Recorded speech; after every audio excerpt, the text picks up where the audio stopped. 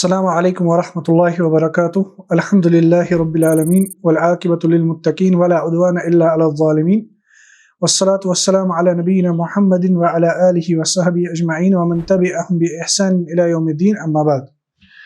جیسا کہ ہم اس سے پہلے دیکھ چکے ہیں، ابن تیمیہ اور مملکت ایران، تتاری مملکت الخانیٹ ایران، کازان خان کے دور میں 694 ہجری میں جب وہ تخت سلطنت پہ بیٹھ گئے، اس کے بعد سے لے کر 699 ہجری تک جنگ کے جو اسباب تیار ہوئے، جو ہم نے 5 نکات میں 5 پوائنٹس میں بیان کیے تھے، 5 سیکشنز میں بیان کیے تھے، آج ہم دوسرے باب کے تحت دیکھیں گے غازان خان کا بالآخر بلاد شام پر حملہ اور دمشق پر قبضہ 699 ہجری میں۔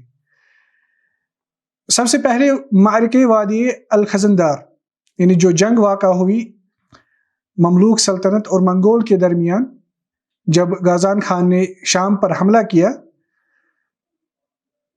تتاریوں اور ان کے حلیفوں نے شام پر اپنے حملے کا آغاز اس وقت کیا جب قازان اپنے لشکر کے ساتھ نکلا، اور اس کا مقابلہ مملوکوں کی فوج سے ہوا، جس کی تعداد تتاری لشکر کے مقابلے میں تقریباً 1/3 تھی۔ یہ جو فوج تھی یہ مختلف افراد پر، مختلف جماعتوں پر مشتمل تھی، جیسا کہ امام ابن تیمیہ رحمہ اللہ تعالی بیان کریں گے۔ جب منگولوں نے دمشق پر حملہ کیا تو ان کی فوج صرف منگولوں پر مشتمل نہیں تھی، بلکہ مختلف قوموں اور گروہوں پر مشتمل ایک مخلوط فوج تھی۔ اس موقع پر شیخ الاسلام ابن تیمیہ نے اس فوج کی ساخت کو بیان کرتے ہوئے کہا، اینڈ دا کوٹ سٹارٹس، ان کی فوج 4 قسم کے لوگوں پر مشتمل ہے۔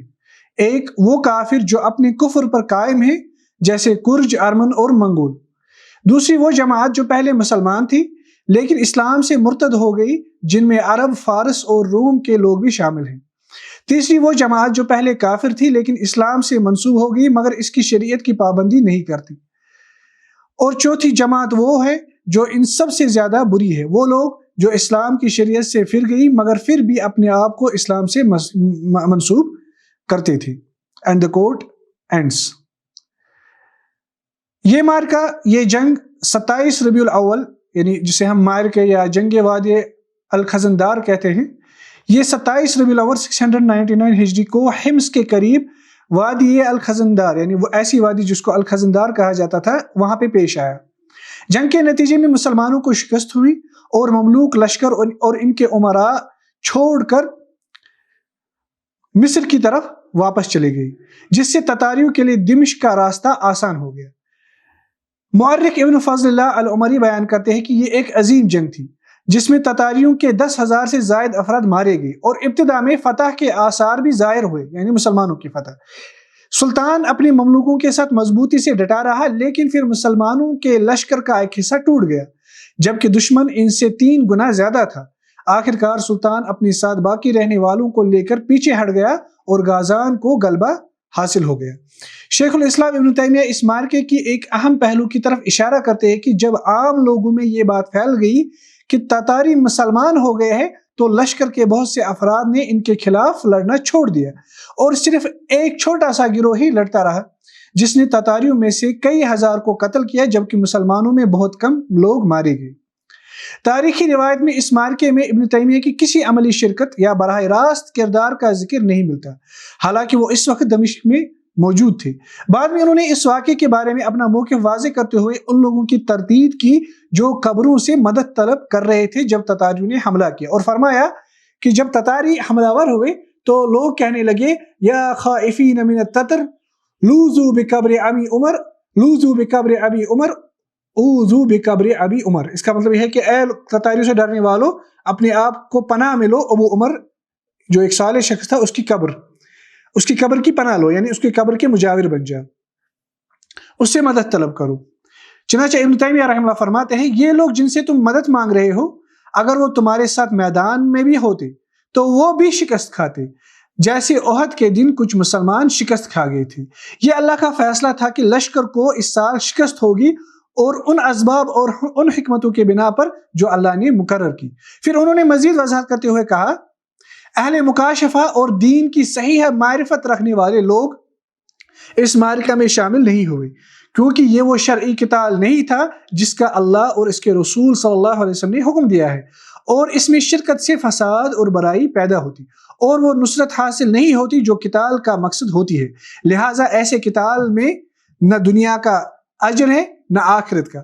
البتہ جن لوگوں نے اسے شرعی قتال سمجھ کر حصہ لیا انہیں ان کی نیت کے مطابق اجر دیا جائے گا۔ And the quote ends۔ اس سٹیٹمنٹ میں شیخ الاسلام ابن تیمیہ نے چند نہایت اہم امور کی وضاحت کی۔ نمبر 1، سب سے پہلی یہ بات یہ کہ وہ اس شکست کو یقینی سمجھتے تھے، یہاں تک کہ اگر صالح لوگ بھی اس جنگ میں شریک ہوتے تب بھی نتیجہ یہی نکلتا۔ چنانچہ ابن القیم رحمہ اللہ بیان کرتے ہیں کہ شیخ ابن تیمیہ نے اس واقعے سے پہلے ہی اپنے شاگرد کو خبر دے دی تھی کہ تتاری شام میں داخل ہوں گے، مسلمانوں کے لشکر کو شکست ہوگی، لیکن دمشق میں نہ قتل عام ہوگا نہ عمومی قید، بلکہ زیادہ تر نقصان مال و دولت میں ہوگا۔ وہ کہتے ہیں اینڈ آئی ایم کوٹنگ ابن القیم، شیخ ابن تیمیہ نے اپنے ساتھیوں کو خبر دی کہ 699 ہجری میں تتاری شام میں داخل ہوں گے، مسلمان کے لشکر کو شکست ہوگی اور دمشق میں نہ عام قتل ہوگا نہ عام قید، بلکہ فوج کی سختی اور زیادتی مال میں ہوگی، اور یہ سب اس سے پہلے بتایا جب تتاریوں نے حرکت بھی نہیں کی تھی۔ پھر وہ ابن القیم اس پر تبصرہ کرتے ہوئے کہتے ہیں اس واقعے میں شیخ ابن تیمیہ کی فراست، ان کا مکاشفہ بارش کی طرح واضح تھی۔ یعنی پہلی یہ بات اس چیز کی گواہی ہے جو خود ابن تیمیہ نے بیان کی کہ اس سال شکست جو تھی وہ یقینی بات تھی۔ دوسری بات یہ ہے کہ ان کے نزدیک اس شکست کے پیچھے خاص اسباب اور حکمتیں تھیں، یعنی یہ محض ایک اتفاقی واقعہ نہیں تھا بلکہ اللہ کی تقدیر کے تحت پیش آیا، اور انہوں نے ان اسباب کو دیگر مقامات پر تفصیل سے بیان کیا ہے جیسا کہ آگے کچھ وضاحت آئے گی۔ تیسری بات یہ ہے کہ وہ بیان کرتے ہیں کہ اہل معرفت اور بصیرت رکھنے والے لوگوں نے اس جنگ میں حصہ نہیں لیا کیونکہ ان کے نزدیک یہ قتال شرعی نہیں تھا اور اس میں شرکت مزید فساد اور برائی کا سبب بن سکتی تھی، نیز اس میں وہ نصرت حاصل نہیں ہوتی جو مطلوب ہوتی ہے جنگ کرنے سے۔ چوتھی بات یہ کہ اس کے باوجود جو لوگ اسے شرعی قتال سمجھ کر اس میں شریک ہوئے انہیں ان کی نیت کے مطابق اجر دیا جائے گا۔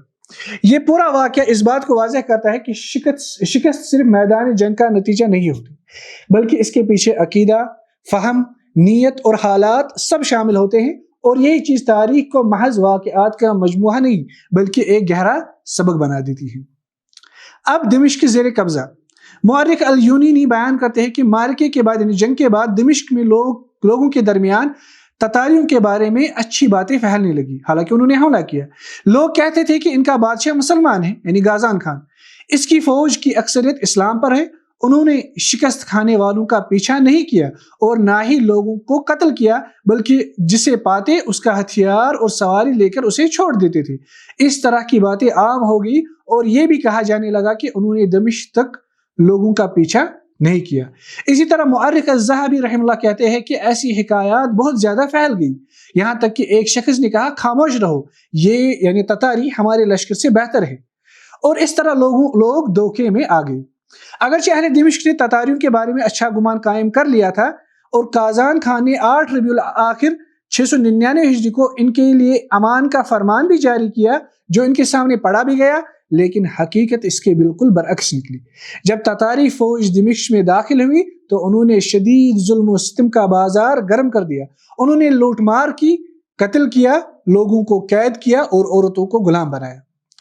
شیخ الاسلام ابن تیمیہ اس دور کے حالات بیان کرتے ہوئے فرماتے ہیں اینڈ the quote starts، یہ بات معلوم ہے کہ یہ لوگ جب پہلی مرتبہ 699 ہجری میں شام میں داخل ہوئے تو انہوں نے لوگوں کو امان دی اور دمشق کے منبر پہ اسے پڑھ کر سنایا، لیکن اس کے باوجود انہوں نے مسلمانوں کے بچوں اور عورتوں میں سے تقریباً 1 لاکھ یا اس سے بھی زیادہ کو قید کیا اور بیت المقدس، جبل صالحیہ، نابلس، حمص، داریہ اور دیگر مقامات پر قتل و غارت اور قید و بند کا وہ بازار گرم کیا جسے اللہ ہی بہتر جانتا ہے۔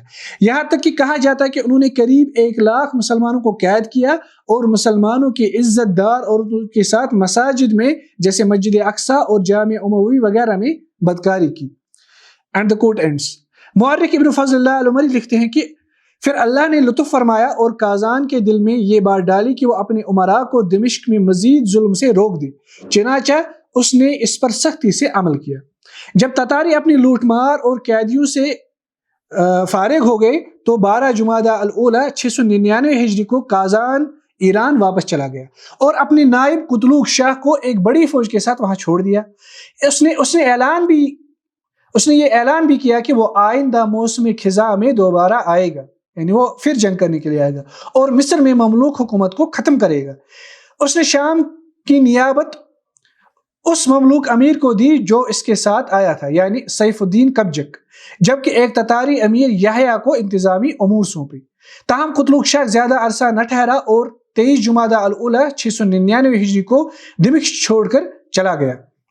اس پر امام ذہبی لکھتے ہیں تتاری بڑی تیزی سے شہر سے نکل گئے، ان کے خیمے اکھاڑ دیے گئے اور لوگوں نے راحت کی سانس لی۔ اس کے بعد قبجک نے جمادی الاخرہ 699 ہجری میں بطور نائب حکومت سنبھالی۔ اسی دوران ایک اور تتاری کمانڈر بولائے جو 10,000 فوج کے ساتھ گیا تھا غزہ پہنچا، وہاں تباہی مچائی، لوٹ مار کی اور لوگوں کو قید کیا۔ پھر دمشق کے قریب آیا، کچھ عرصہ ٹھہرا اور آخرکار ایران واپس چلا گیا۔ یہ پورا واقعہ اس بات کو واضح کرتا ہے کہ ظاہری نعروں اور دعووں کے پیچھے حقیقت اکثر مختلف ہوتی ہے، اور کس طرح ایک جھوٹی امان اور دھوکہ دہی کے ذریعے ایک پورے شہر کو تباہی کا سامنا کرنا پڑا۔ تاریخ میں جیسا کہ ہم نے دمشق کے واقعے میں دیکھا، ظاہری امان اور امن کے دعوے بعض اوقات دھوکہ بھی ثابت ہوئی۔ اسی طرح آج کے زمانے میں بھی بعض ریاستیں یا طاقتیں امن، معاہدات یا جنگ بندی کے نام پر وقتی سکون دیتے ہیں اور پھر موقع دیکھتے ہی دوبارہ حملہ یا ظلم کرتی ہے۔ اس طرح کے واقعات جدید دور میں بھی، مثال کے طور پر اسرائیلی پیلسٹینین وار کے مختلف ادوار میں جنگ بندیوں کے بعد دوبارہ تشدد کی صورت میں سامنے آتے رہتے ہیں۔ ابن تیمیہ کا گزات یعنی قابض فوج کے ساتھ خطاب۔ جب تتاری لشکر نے شام کی طرف پیش قدمی کی اور دمشق خطرے میں آ گیا تو اس موقع پر شیخ الاسلام ابن تیمیہ کا کردار نہایت نمایاں ہو کر سامنے آتا ہے۔ مؤرخ البرزالی بیان کرتے ہیں کہ 2 ربیع الاخر 699 ہجری کو دمشق میں علماء اور معززین کا ایک اجتماع ہوا، جس میں یہ طے پایا گیا کہ تتاری بادشاہ کازان کے پاس جا کر اہل دمشق کے لیے امان طلب کیا جائے۔ چنانچہ 3 ربیع الاخر کو ایک وفد روانہ ہوا جس میں بڑے بڑے علماء اور اکابر شامل تھے۔ امام ذہبی اس وقت کے افراد کے نام ذکر کرتے ہوئے لکھتے ہیں کہ اس میں ابن جماعہ، فارقی، ابن تیمیہ، قاضی نجم الدین ابن سرسری، عز الدین ابن کلانسی اور دیگر معزز شخصیات شامل تھیں، اور یہ سب لوگ تحائف کے ساتھ کازان کے دربار میں پہنچے۔ یہاں سے شیخ الاسلام ابن تیمیہ کی جرأت اور حق گوئی کا ایک عظیم باب شروع ہوتا ہے۔ قاضی ابن سرسری کی روایت جسے ابن فضل اللہ عمری نے نقل کیا، اس کے مطابق جب وفد کازان خان کے دربار میں پہنچا تو ان کے سامنے کھانا پیش کیا گیا، یعنی کازان خان کے دربار میں ابن تیمیہ اور باقی جو ان کے ساتھ علماء اور دیگر صلحاء گئے تھے کازان خان کے ساتھ بات کرنے کے لیے، ان کے پاس کھانا رکھا گیا، لیکن ابن تیمیہ نے کھانے سے انکار کر دیا۔ جب ان سے پوچھا گیا تو ابن تیمیہ نے فرمایا and the quote starts، میں تمہارا کھانا کیسے کھاؤں گا جبکہ یہ سب کچھ تم نے لوگوں کی بکریاں لوٹ کر اور ان کے درخت کاٹ کر تیار کیا ہے۔ and the quote ends۔ پھر جب کازان نے ان سے دعا کی درخواست کی تو ابن تیمیہ نے نہایت بے باکی سے دعا کی۔ کازان خان کے دل میں ان کی حیبت طاری ہو گئی، چنانچہ ابن تیمیہ نے دعا کی، اے اللہ، اگر یہ شخص تیرے دین کو بلند کرنے کے لیے لڑ رہا ہے تو اسے مدد دے، اور اگر یہ محض حکومت، دنیا اور مال کے لیے لڑ رہا ہے تو اسے ہلاک کر دے، یعنی سامنے کازان خان کے سامنے اس کو بد دعا دے رہا ہے۔ یہ دعا اس قدر جرأت مندانہ تھی کہ حاضرین کو خوف ہوا کہ کہیں اسی وقت ابن تیمیہ کا سر اسی دربار میں قلم نہ کر دیا جائے۔ اس موقع پر ابن کثیر نے محمد ابن قوام کے حوالے سے ایک اور مکالمہ نقل کیا ہے جس میں ابن تیمیہ نے کازان کو مخاطب کرتے ہوئے کہا، تم اپنے آپ کو مسلمان کہتے ہو، تمہارے ساتھ مؤذن، قاضی اور امام ہیں، پھر تم نے ہم پر حملہ کیوں کیا؟ تمہارے باپ اور دادا کافر تھے لیکن انہوں نے عہد کیا اور اسے پورا کیا، جبکہ تم نے عہد کیا اور پھر اسے توڑ دیا۔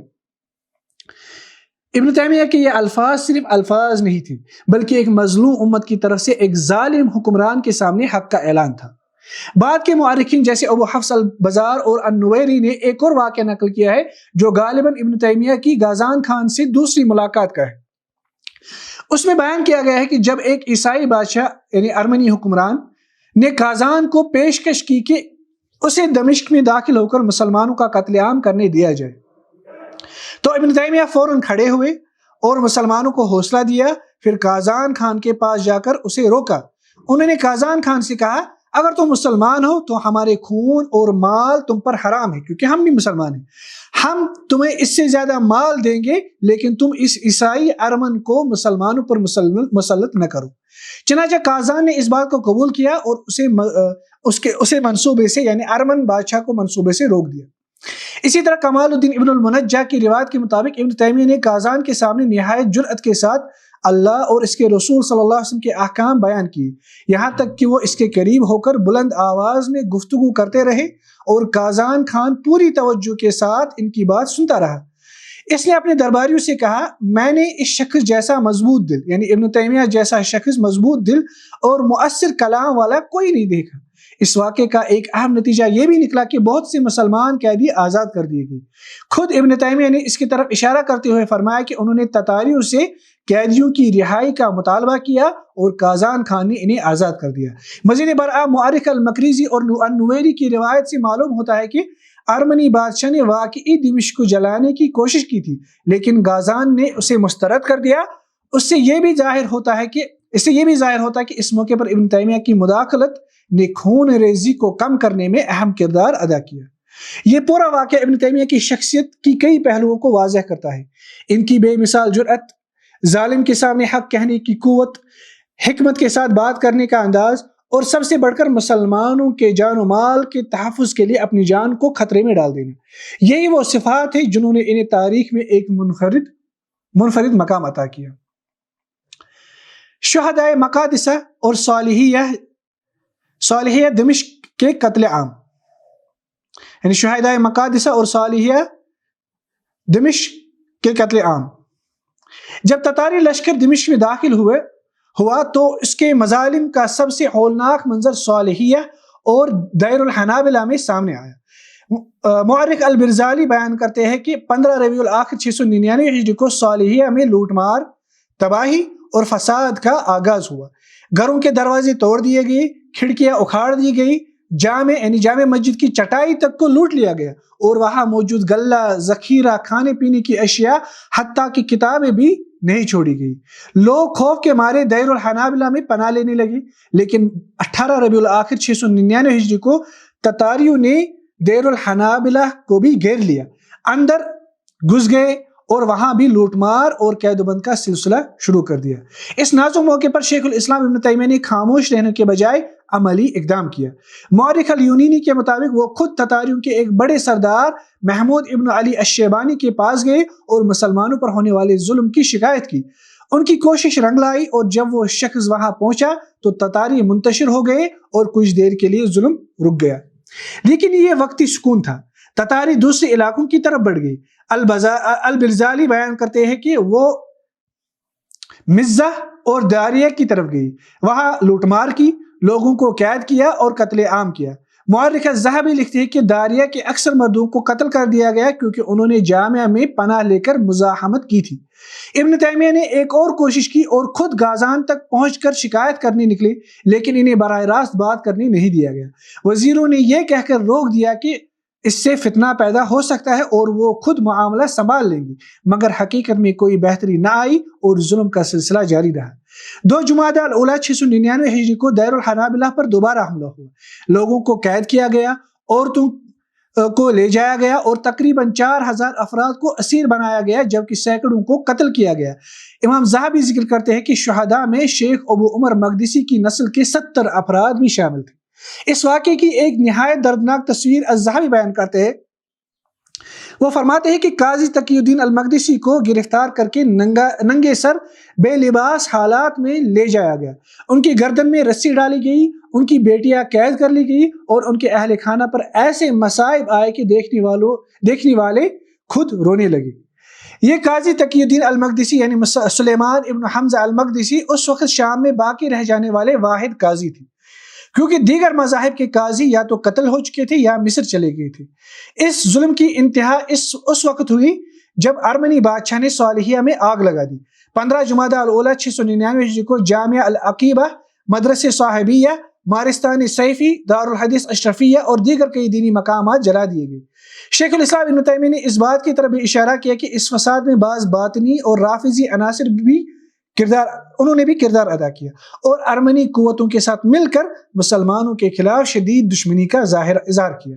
ان مظالم کے دوران کئی صالحین اور علماء کو نہایت سفاکی سے شہید کیا گیا۔ ان میں سے ایک تھے شیخ علی ابن احمد المقدسی، جن کے بارے میں البلزالی کہتے ہیں وہ ایک نیک اور عبادت گزار شخص تھے، روزانہ مکمل قرآن ختم کرتے تھے، لیکن تاتاریوں نے انہیں سخت عذاب دے کر شہید کر دیا رحمہ اللہ۔ جبکہ الذہبی بیان کرتے ہیں کہ ان پر گرم لوہے سے اذیت دی گئی۔ ان کے بھائی شیخ عمر المقدسی کو بھی سخت تشدد کا نشانہ بنایا گیا اور وہ زخموں کی تاب نہ لاتے ہوئے شہید ہو گئے۔ اسی طرح ان کے بھائی عبد الرحمن ابن عمر کو بھی قتل کر دیا گیا۔ یہ تمام مقدسی خاندان دراصل ابن تیمیہ کے اساتذہ اور مشائخ میں سے تھے۔ خود ابن تیمیہ بعد میں ذکر کرتے ہیں، وہ فرماتے ہیں کہ تمہارے اسلاف یعنی مقادسہ، تمہارے اسلاف کا ہم پر ایسا حق ہے اور ہم نے ان کے علم و دین سے ایسا فائدہ اٹھایا ہے کہ جو اللہ ہی جانتا ہے، اور یہ ایسا فائدہ تھا جس سے ہمارے دلوں میں ان کے لیے محبت اور تعلق پیدا ہوا۔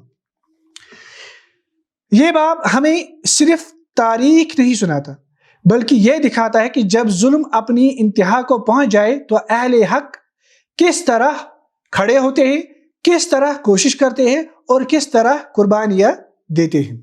پھر ایک اور مرتبہ ابن تیمیہ نے گزات یعنی قابض فوج آکوپائنگ تتاری فورس کے ساتھ خطاب کیا۔ ان ہولناک حالات کے درمیان شیخ الاسلام ابن تیمیہ نے اپنی جدوجہد کو ترک نہیں کیا، بلکہ ایک مرتبہ پھر اپنی جان کو خطرے میں ڈال کر تتاری سرداروں سے براہ راست گفتگو کی۔ مورخ الیونینی جو ابن البرزالی کے حوالے سے روایت کرتے ہیں، بیان کرتے ہیں کہ 25 جمادی الاولیٰ 699 ہجری کو ابن تیمیہ نے امیر قتلوق شاہ سے اپنی ملاقات کا ذکر کیا۔ اس ملاقات میں قتلوق شاہ نے اپنی نسب اور فکری بنیاد کو بیان کرتے ہوئے کہا کہ وہ چنگیز خان کی اولاد میں سے ہے، اور ان کے نزدیک چنگیز خان کو ایسی بادشاہت حاصل تھی کہ جو اس کی اور اس کی اولاد کی اطاعت سے نکلے وہ خارجی شمار ہوتا ہے۔ اس سے تتاری فکر کی اصل بنیاد واضح ہوتی ہے کہ وہ اپنی سیاسی اطاعت کو ایک طرح کا مطلق معیار سمجھتے تھے۔ ابن تیمیہ نے نہ صرف قتلوق شاہ سے ہی نہیں بلکہ کازان، اس کے وزراء سعد الدین اور رشید الدین اور دیگر بااثر شخصیات سے بھی ملاقات کی۔ یہ ملاقاتیں محض رسمی نہ تھی بلکہ ان کا مقصد واضح تھا، مسلمانوں کے قیدیوں کی رہائی اور ظلم کا خاتمہ۔ مورخ الذہبی بیان کرتے ہیں کہ ابن تیمیہ نے خود ذکر کیا کہ وہ قاضی تقی الدین حنبلی اور دیگر ساتھیوں کے ہمراہ قتلوق شاہ کے محل تک پہنچے۔ وہاں جانے کے لیے انہوں نے منیبہ میں رات قیام کیا اور اس پورے سفر میں اپنی جانوں کو شدید خطرے میں ڈالا۔ اس جدوجہد کے نتیجے میں ایک بڑی کامیابی حاصل ہوئی، جس کا ذکر خود ابن تیمیہ نے اپنی ایک تحریر میں کیا، جہاں وہ فرماتے ہیں اینڈ the quote starts، نصارہ بھی جانتے ہیں کہ جب میں نے تتاریوں سے قیدیوں کی رہائی کے بارے میں گفتگو کی تو کازان اور قتلوق شاہ نے انہیں آزاد کر دیا، اینڈ the quote ends۔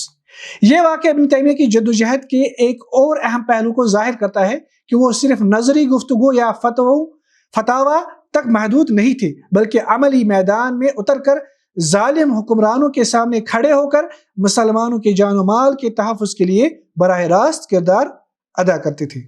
یہاں پر ہم آج اس کو کنکلوڈ کرتے ہیں۔ آگے ہم دیکھیں گے قلعہ دمشق محاصرہ سے فتح تک۔ وصلی اللہ تعالی علی خیر خلق محمد وعلی آلہ وصحبہ وسلم۔ والسلام علیکم ورحمۃ اللہ وبرکاتہ۔